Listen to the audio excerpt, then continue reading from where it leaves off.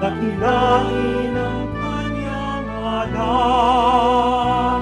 Purihin siya, lawitan, at papurihan magpakailanman.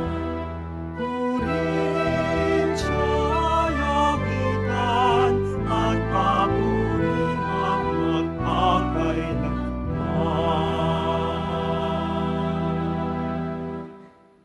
Sa ngalan ng Ama, ng Anak at ng Espiritu Santo. Amen. Sumainyo ang Panginoon. At sumayo rin. Mga kapatid, tayo tinipon bilang isang angkan ng Diyos upang sama-sama tayong mag-alay at magpasalamat sa ating Ama sa langit sa pamamagitan ng ating mahal na pong Jesus Nazareno.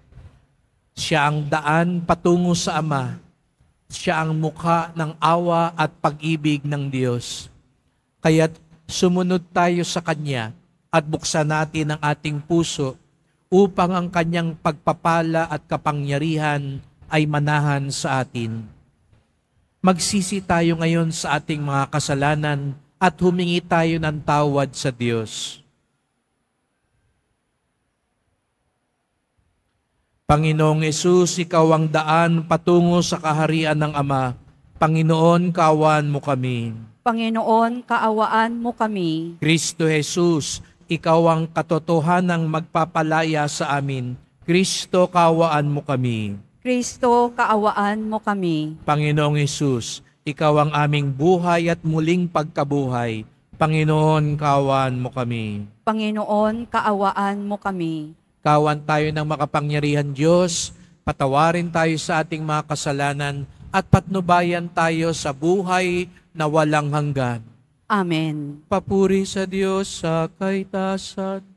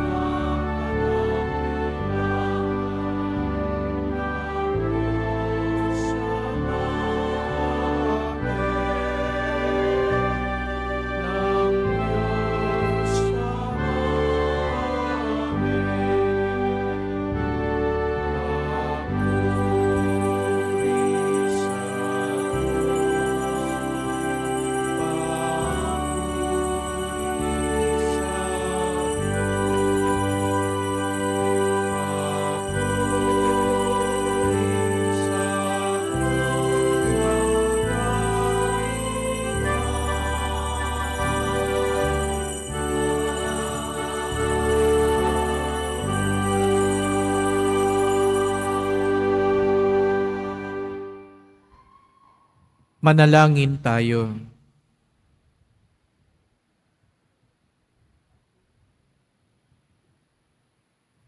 Ama naming makapangyarihan, itinakda mo ang lahat ng mga utos mo ay mauwi sa pag-ibig sa iyo at sa kapwa-tao. Ipagkaloob mong sa pagtalima namin sa mga ito, kami pagindapatin mong sumapit sa buhay na walang katapusan. Sa pamamagitan ni Jesucristo, kasama ng Espiritu Santo, magpasawalang hanggan. Amen. Magsiupo muna po ang lahat. Pagbasa mula sa aklat ng karunungan. Sinabi ng mga masasamang tao, tambangan natin ang mga taong matuwid, pagkat hadlang sila sa ating mga balak. Ipinamumuka nila sa atin ang pagsuway sa kautusan, at sinasabing tayo'y nagkasala laban sa kaugalian. Tingnan natin kung ang salita nila'y magkakatotoo, kung ano ang mangyayari sa kanila pagkamatay nila.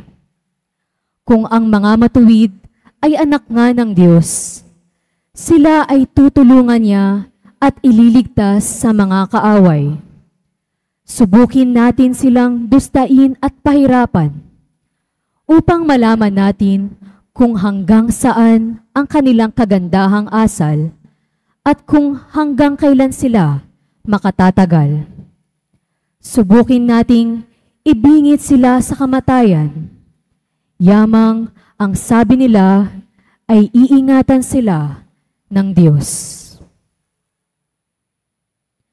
Ang salita ng Diyos. Salamat sa Diyos. Ang Diyos ang siyang tumutulong at sa aki nagtatanggol. Ang Diyos ang siyang tumutulong at sa akin nagtatanggol. Makapangyarihang Diyos, ako ay iligtas. Ipagsanggalang mo niyong iyong lakas. Dinggin mo, O Diyos, itong iyong anak. Sa aking dalangin, ngayoy binibigkas. Ang Diyos ang siyang tumutulong at sa akin nagtatanggol.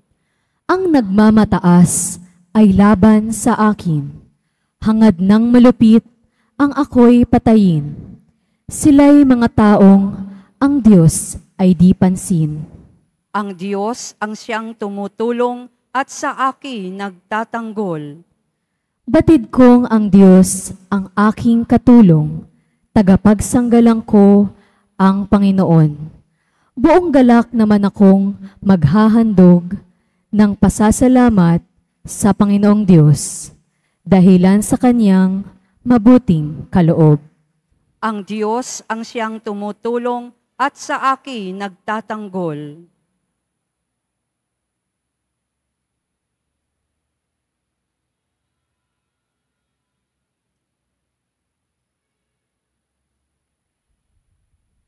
Pagbasa mula sa sulat ni Apostol Santiago. Mga kapatid, saan man naghahari ang inggit at makasariling hangarin, maghahari din doon ang kaguluhan at lahat ng uri ng masamang gawa. Ngunit ang may karunungang mula sa Diyos, una sa lahat, ay may malinis na pamumuhay.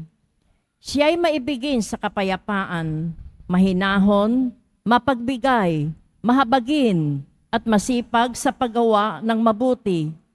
Hindi nagtatangi at hindi nagkukunwari, at namumunga ng katwiran ang binhi ng kapayapaang inihahasik ng taong maibigin sa kapayapaan.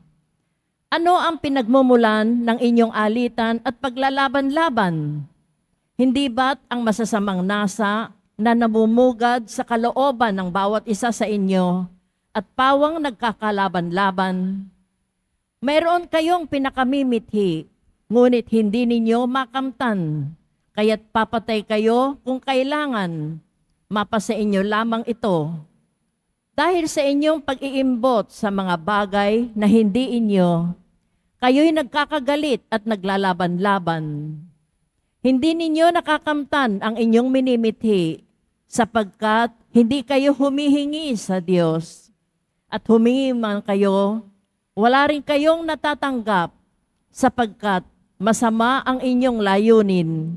Humihingi kayo upang gamitin sa kalayawan. Ang salita ng Diyos. Salamat sa Diyos. Tumayo na po ang lahat.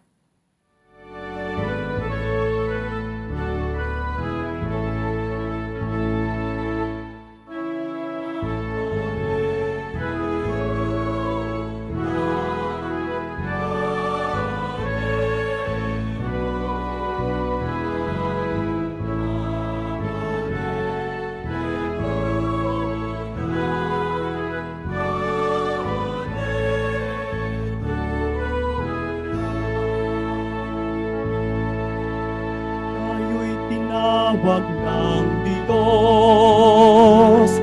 upang magningning na lubos sa aral ni Kristo Jesus.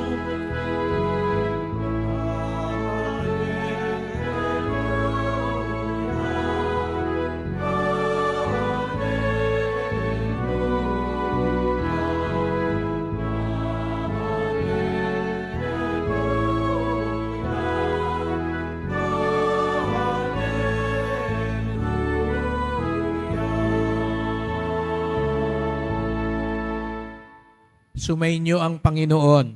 At sumayo rin. Ang mabuting balita ng Panginoon ayon kay San Marcos. Papuri sa iyo, Panginoon. Noong panahong iyon, si Jesus at ang kanyang mga alagad ay nagdaan sa Galilea.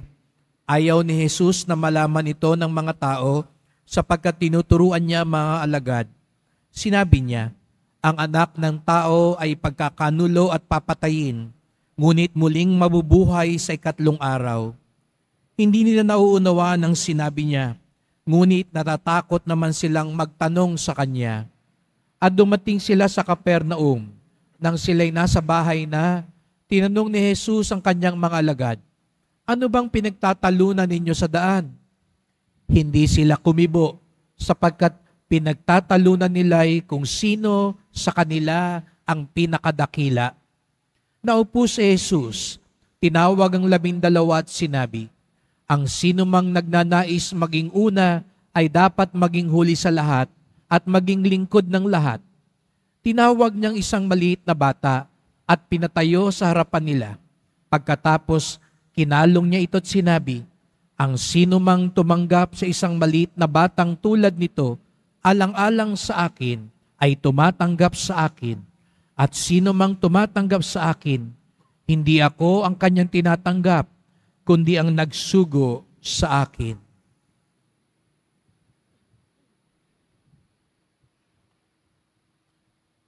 Mga kapatid, ang mabuting balita ng ating kaligtasan. Pinupuri ka namin, Panginoong Heso Kristo. Magsiupo muna po ang lahat. Magandang umaga po sa inyong lahat at maligayang pagdating sa tahanan ng ating mahal na pong Hesus Nazareno. Pinagdarasal din natin ang mga nasa online, lalo na po mga may sakit, nag-aalaga sa may sakit at mga kababayan kadeboto natin mula sa iba't ibang panig ng bansa at daigdig na nais sumama sa misa dito sa Quiapo, sa Basilica Minor at Pambansang Dambana ni Jesus Nazareno. Araw ng Linggo, araw ng Diyos, araw ng simbahan, at tayong lahat ay naririto sapagkat tinawag tayo ng Diyos, mahal tayo ng Diyos. Kaya bigyan natin ng papuri, parangal at pasasalamat ang ating minamahal na Nuestro Padre Jesus Nazareno.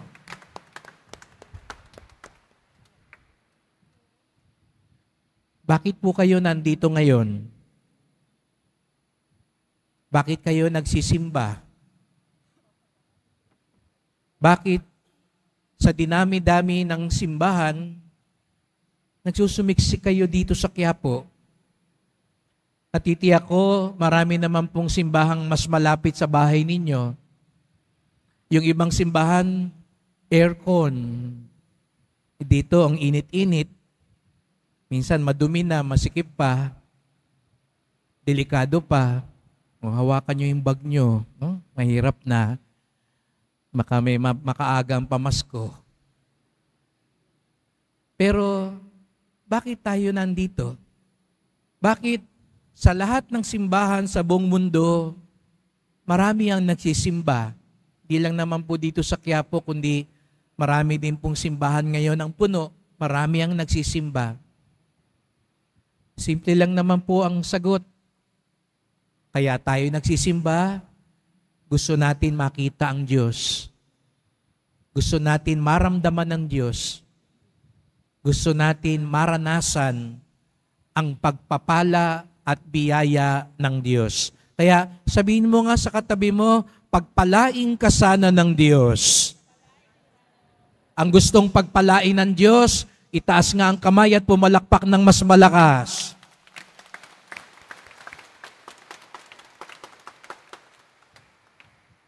Ang dami talagang nangangailangan ngayon, no?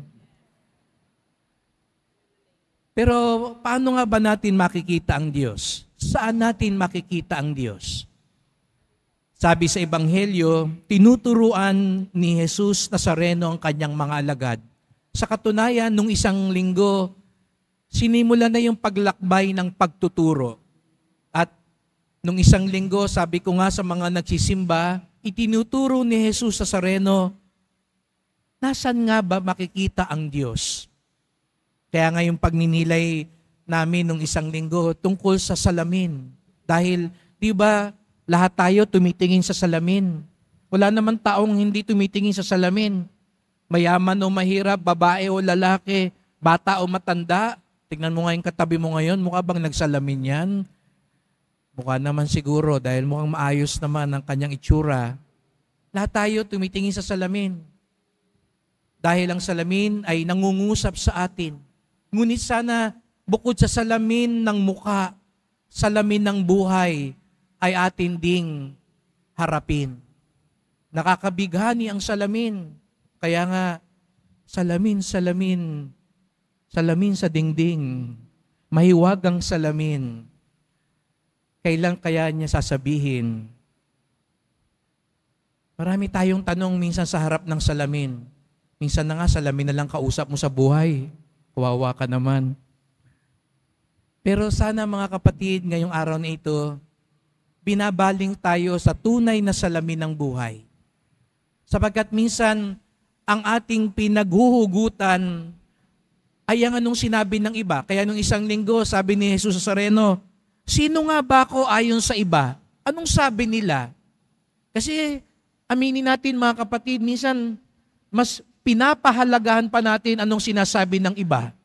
Yan ang nagdidikta minsan sa ating mga desisyon sa buhay. Yung suot mo ngayon, bakit yan ang suot mo? Siguro kanina nung namimili ka, sabi mo, ito susuot ko para pag nakita nung kasama ko, mamatay siya sa inggit.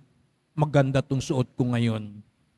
Para pag nakita ko sa simbahan, makita ng mga kaibigan ko, sabihin nila, wow, ang ganda naman ng suot mo. Kaya nga minsan, di po ba, pag nagtatalo-talo sa pamilya, anong kadalasang dahilan? Ano na lang sasabihin ng mga kamag-anak natin? Ano na lang ang sasabihin ng mga kapitbahay natin? Ano na lang ang sasabihin ng mga kakilala natin? Ganun ba tayo? Ang matimbang kung anong sasabihin ng iba? Kaya nga, binago ni Jesus Nazareno ang pangunawa ng mga alagad. Kaya nung pinapaliwanag niya sino ang Mesiyas, sabi niya, ang Mesiyas, pahihirapan, ipapako sa krus, mamamatay. Anong sabi ni Pedro noong isang linggo? Huwag naman Lord, hindi yan ang gusto ko. Hindi yan ang gusto ng marami. Anong sabi ni Jesus Nazareno? Lumayo ka Satanas. Hindi yan ang turo ng Diyos. Hindi yan ang paraan ng Diyos. At pinagpapatuloy ngayon ni Jesus Nazareno ang turong iyan. Kaya nga inulit niya uli ngayon sa Ebanghelyo, ang anak ng tao ipagkakanulo at papatayin. Ngunit hindi ito maunawaan ng mga alagad. Kaya ano raw nangyari? Katatapos pa lang sabihin ni Jesus Nazareno na may paghihirap, may pagbibigay ng sarili. Anong pinag-aawayan ng mga alagad? Sinong pinakadakila? Nag-aaway sila, pagalingan. Wala kayo sa lolo ko. Wala kayo sa tatay ko. Di ba minsan, doon din nauubos ang ating lakas. Wala kayo sa akin. Ako, 5 beses ako magsimba. Sa Quiapo pa.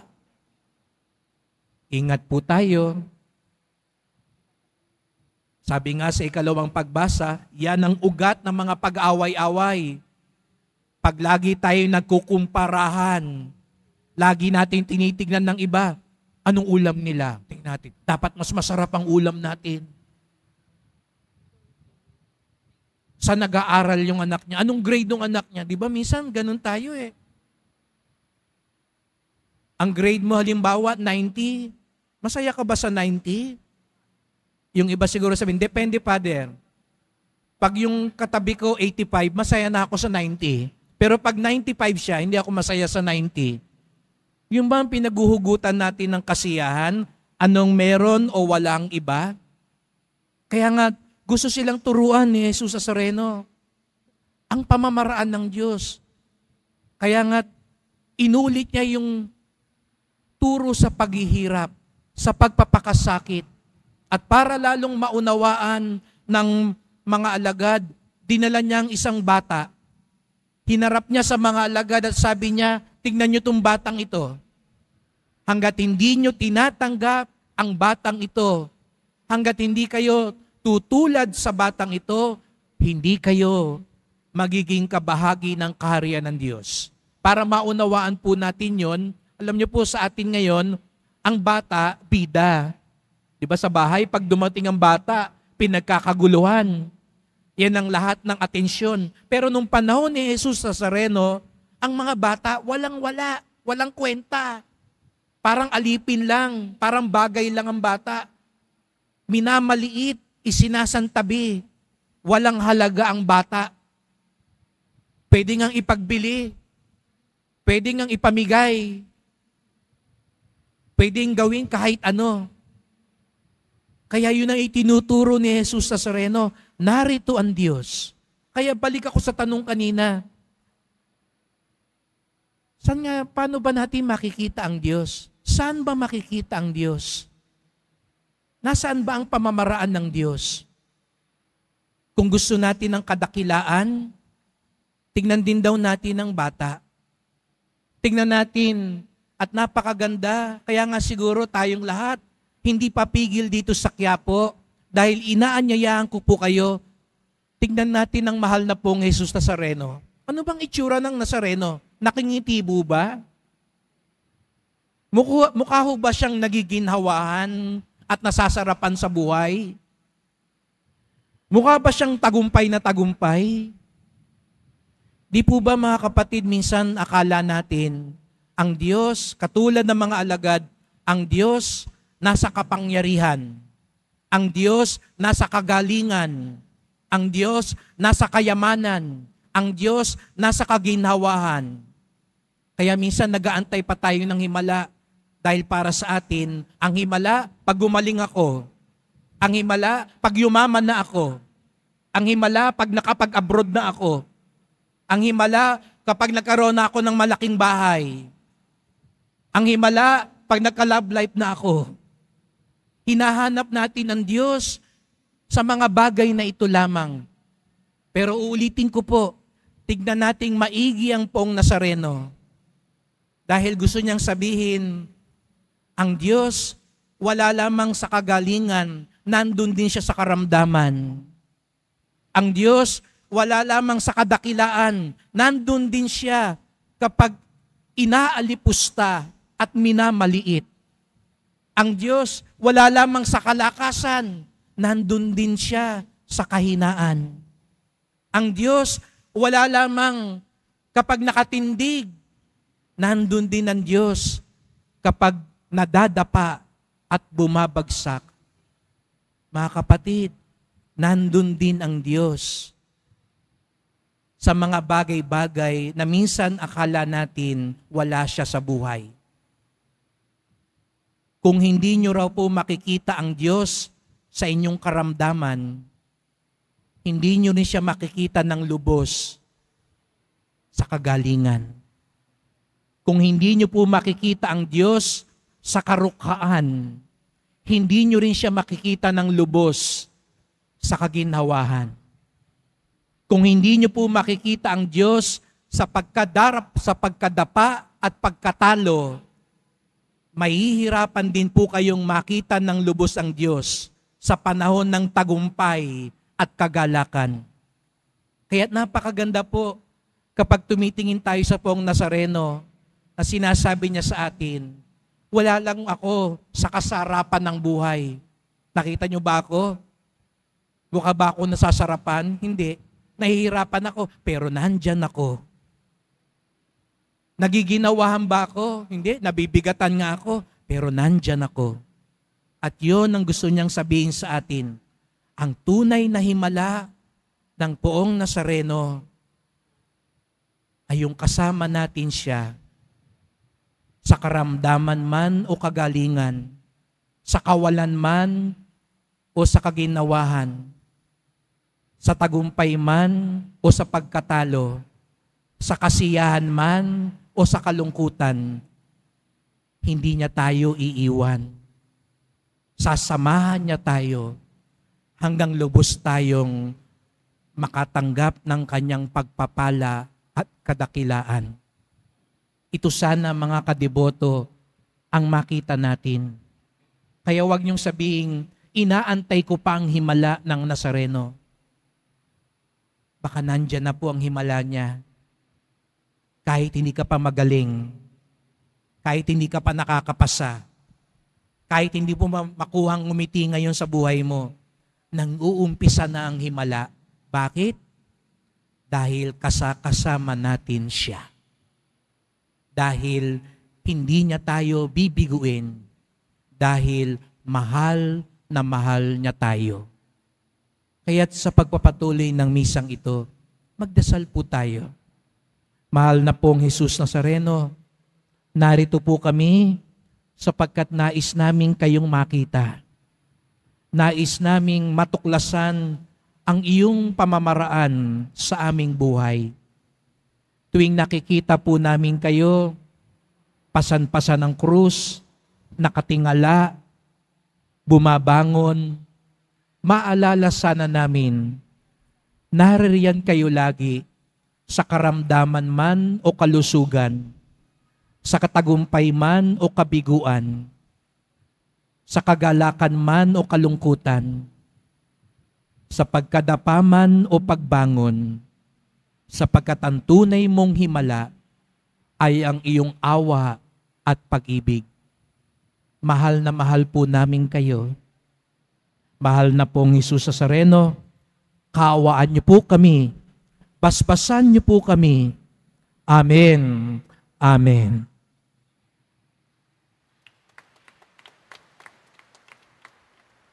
Tumayo na po ang lahat. Sumasampalataya ako Sa Diyos amang makapangyarihan sa lahat, na may gawa ng langit at lupa.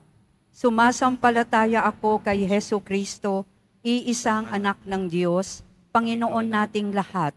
Nagkatawang tao siya, lalang ng Espiritu Santo. Ipinanganak ni Santa Mariang Birhen. Pinagpakasakit ni Poncio Pilato. Ipinako sa krus, namatay, inilibing. Nanaog sa kinaroroonan ng mga yumao. Nang may ikatlong araw na buhay na maguli, umakyat sa langit, naluluklok sa kanan ng Diyos amang makapangyarihan sa lahat. Doon magmumulang paririto at huhukom sa nangabubuhay at nangamatay na tao.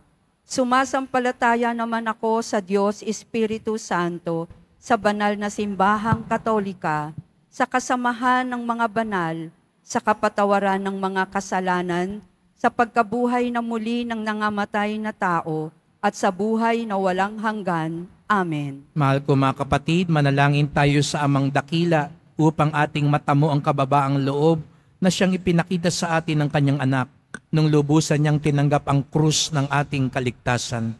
Ating idalangin, Panginoon, dinggin mo ang iyong bayan. Panginoon, dinggin mo ang iyong bayan.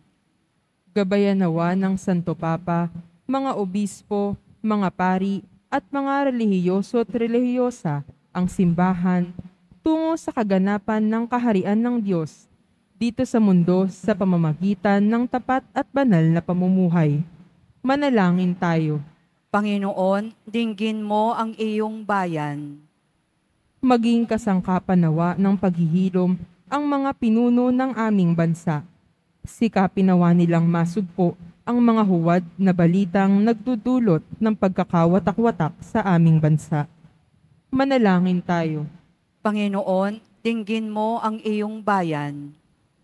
Pagalingin mo nawa, Ama, ang mga kapatid naming may karamdaman, pisikal man o emosyonal. Makahanap nawa sila ng pag-asa sa aming panalangin at pagkalinga sa kanila. Manalangin tayo. Panginoon, dinggin mo ang iyong bayan. Mapatawad nawa ng Diyos ang mga kasalanan ng mga kapatid naming pumanaw upang masilayan nila ang paraisong ipinanghako ni Jesus kung saan mararanasan ang walang hanggang kapayapaan. Manalangin tayo. Panginoon, dinggin mo ang iyong bayan. Sa ilang sandali ng katahimikan, itaas natin sa Diyos ang ating pansariling kahilingan, gayon din ang mga taong lubos na nangangailangan ng ating panalangin.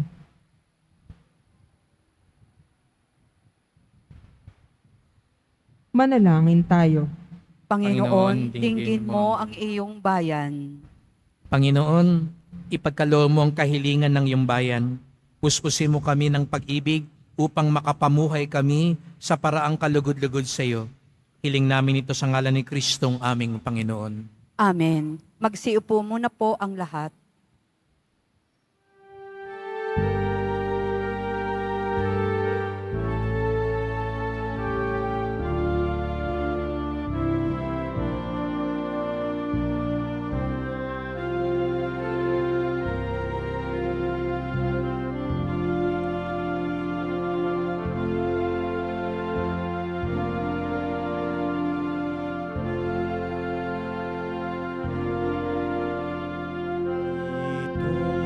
Itong tinapay at alak na mula sa'yo, muling ihahalin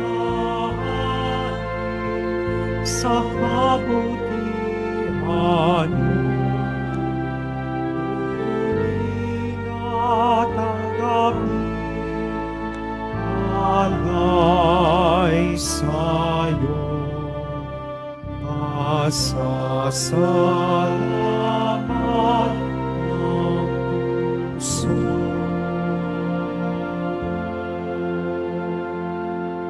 Tumayo na po ang lahat. Manalangin kayo mga kapatid upang ating paghain ay kalugdan ng Diyos Amang makapangyarihan. Tanggapin nawa ng Panginoon itong paghahain sa iyong mga kamay, sa kapurihan niya at karangalan, sa ating kapakinabangan, at sa buong sambayanan niyang banal. Ama naming lumikha, maawain mong kalugdan ng mga alay ng iyong sambayanan, upang ang ipinahayag namin ng may pananampalatayang matibay ay aming tanggapin sa banal na pakikinabang.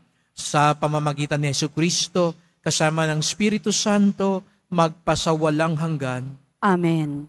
Sumainyo ang Panginoon. At sumayo rin. Itaas sa Diyos ang inyong puso at diwa. Itinaas na namin sa Panginoon. Pasalamatan natin ang Panginoong ating Diyos. Marapat na siya ay pasalamatan. Ama naming makapangyarihan, tunay ngang marapat na ikaw ay aming pasalamatan sa pamamagitan ni Jesucristo na aming Panginoon. Lubhang nabagbag ang kanyang loob sa pagkakamali ng tao sa sansinukob, kaya't binabuti niyang siya'y ipanganak ng birhem bukod mong pinagpala. Sa babaeng lahat, sa labi ng imbing kamatayan, kami ay inagaw ng namatay mong anak. Sa pagkabuhay niya, kami kanyang binuhay upang kaugnayan namin sa iyo'y huwag magwakas. Kaya kaisa ng mga anghel, nagsisiawit ng papuri sa iyo, nang walang humpay sa kalangitan, kami nagbubunyi sa iyong kadakilaan.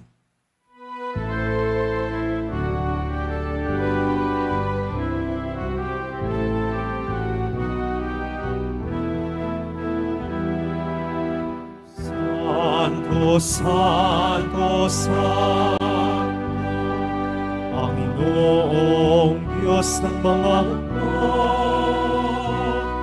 napupuno ang langit at lupa ng kadakilaan mo. Hosana, Hosana, Hosana sa kaitaasan. Hosana, Hosana, Hosana sa kaitaasan. Pinagpalang na paririto sa ngalan ng Panginoon. Hosana, Hosana, Hosana sa kaitaasan. Hosana, Hosana, Hosana sa kaitaasan. Lumuhod po ang lahat. Ama naming banal, ikaw ang bukal ng tanang kabanalan. Kaya't sa pamamagitan ng iyong Espiritu, gawin mong banal ang mga kaloob na ito, upang para sa amin maging katawan at dugo ng aming Panginoong Hesukristo. Bago niya pinagtiis ang kusang loob na maging handog, hinawakan niya ang tinapay, pinasalamatan kanya, pinaghati-hati niya yon, iniabot sa kanyang mga lagad at sinabi, "Tanggapin ninyong lahat ito't kanin. Ito ang aking katawan na ihahandog para sa inyo."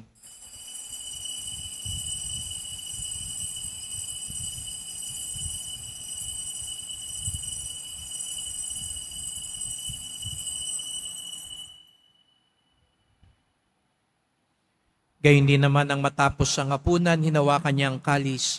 Muli kanyang pinasalamatan. Iniabot niya ang kalis sa kanyang mga lagad at sinabi, "Tanggapin ninyong lahat ito't inumin. Ito ang kalis ng aking dugo, ng bago't walang hanggang tipan. Ang aking dugo na ibubuhos para sa inyo at para sa lahat sa kapagpapatawad ng mga kasalanan. Gawin niyo ito sa pag-alala sa akin."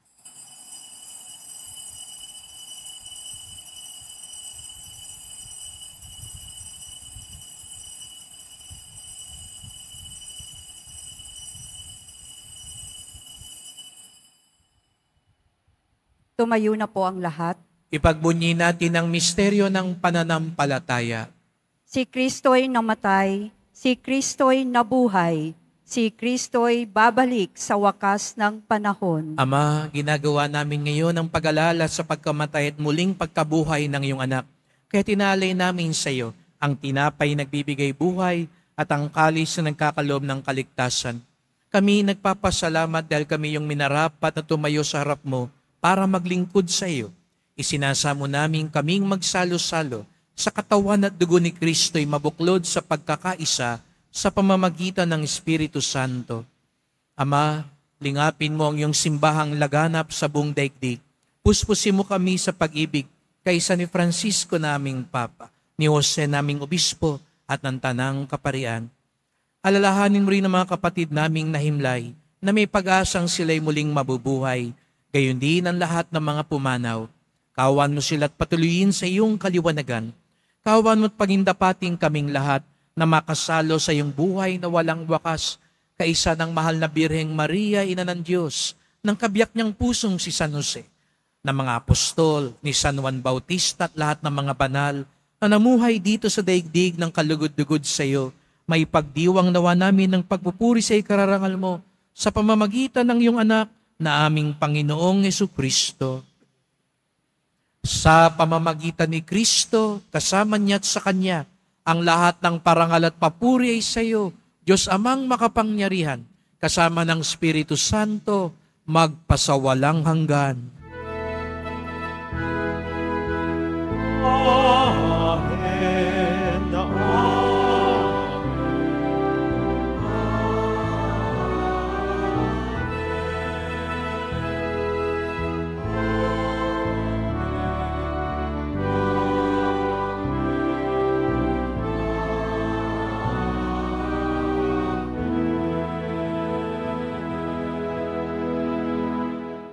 Bilang isang pamilya, sama-sama tayong tumawag sa ating Ama sa Langit. Ama namin, Sumasalangit ka, sambahin ang ngalan mo, mapasa amin ang kaharian mo, sundin ang loob mo dito sa lupa para nang sa langit. Bigyan mo kami ngayon ng aming kakanin sa araw-araw at patawarin mo kami sa aming mga sala para nang pagpapatawad namin sa nagkakasala sa amin. At huwag mo kaming ipahintulot sa tukso at iadya mo kami sa lahat ng masama. hinihiling namin kami adya sa lahat ng masama, pagkalooban ng kapayapaan araw-araw, iligtas sa kasalanan, ilayo sa lahat ng kapahamakan, samantalang aming pinananabikan ang dakilang araw ng pagpapahayag ng tagapagligtas naming si Jesucristo. Sapagkat iyo ang kaharian at ang kapangyarihan at ang kapurihan magpakailanman. Amen. O Panginoong Jesucristo, sinabi mo sa iyong mga apostol at ngayon sinasabi mo sa amin lahat dito, kapayapaan ang iniiwan ko sa inyo, ang aking kapayapaan ay binibigay ko sa inyo. Tungayan niyo pong aming pananampalataya, huwag pong aming mga kasalanan, at pagkalooban kami ng kapayapaan at pagkakaisa ayon sa iyong kalooban, kasama ng Espiritu Santo, magpasawalang hanggan. Amen. Ang kapayapaan ng Panginoon ay laging sumainyo. At sumayo rin. Magbigayan tayo ng kapayapaan ni Kristo sa isa't isa.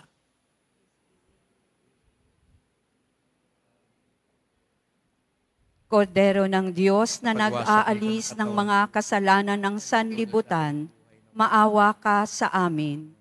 Kordero ng Diyos na nag-aalis ng mga kasalanan ng sanlibutan, maawa ka sa amin. Kordero ng Diyos na nag-aalis ng mga kasalanan ng sanlibutan, ipagkaloob mo sa amin ang kapayapaan. Lumuhod po ang lahat.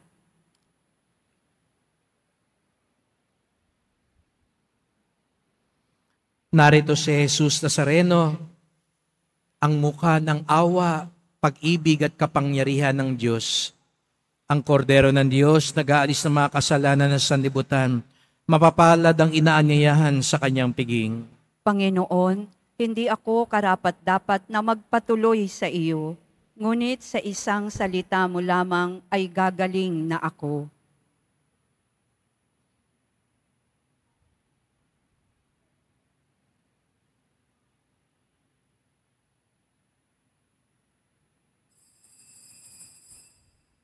Para sa lahat ng tatanggap ng banal na komunyon, sasagot po tayo ng Amen pagkasabi ng pari o ng lay minister ng katawan ni Kristo at isubo agad sa bibig bago umalis sa harapan ng pari o lay minister.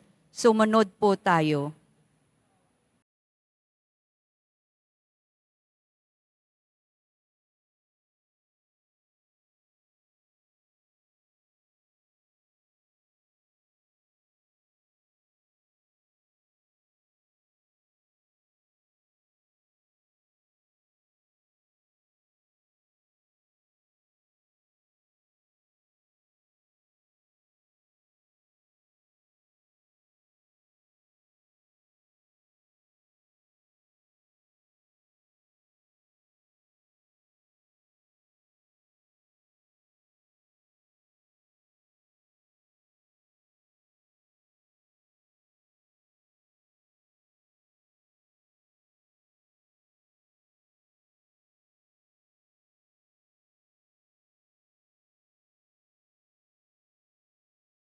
Tumayo na po ang lahat. Manalangin tayo. Ama naming mapagmahal, kaming pinapagsalo mo sa banal na pakikinabang ay patuloy mong kaawaan at tulungan upang ang aming tinanggap ay siya nawang umiral sa pamumuhay namin araw-araw, bunga ng iyong pagtubos na aming ipinagdiriwang sa pamamagitan ni Jesucristo kasama ng Espiritu Santo magpasawalang hanggan. Amen. Salamat po sa inyong pagpunta dito sa Quiapo. Ingat po kayo sa pag-uwi. Salamat po sa mga naglingkod sa misa at sa inyong tulong sa simbahan. Mga pamisa, love offerings, online donations. sa mga nagdadala po ng bigas, dilata, noodles at iba pang pang-ayuda. Ang debosyon natin sa Poong Nazareno ay nagtuturo sa atin magmalasakit at tumulong sa ating kapwa. Kung hindi mo makikita ang Diyos sa krus ng pagsubok sa buhay, hindi mo rin lubos na makikita ang Diyos sa kaginhawahan at kasaganaan ng buhay. Ang tunay na himala ni Jesus Nazareno ay ang kapiling natin siya anuman ang mangyari sa buhay. Sumainyo ang Panginoon. At sumayo rin. Mahal na pong Jesus Nazareno, ipinayag mo sa pamamagitan ng krus ang walang maliw na pag-ibig ng Diyos sa sangkatauhan. Pakinggan mo ang kahilingan ng iyong angkan na nagsusumamo sa iyo. Makamtanawan nilang iyong katugunan at tanggapin ang kasagutan ng may utang na loob na tinatanaw. Basbasan din po ninyo ang dala nilang mga imahen at dasalan sa pamamagitan ng bendisyon na ito. Naway maalala nila mga pangako sa binyag na ikaw ang kanilang iibigin at paglilingkuran bilang Panginoon magpasawalang hanggan. Amen. At pagpalain kayong lahat ng makapangyarihang Diyos, Ama at Anak at Espiritu Santo. Amen. Humayo kayong taglay ang awa at pag-ibig ng Poong Jesus Nazareno. Salamat sa Diyos.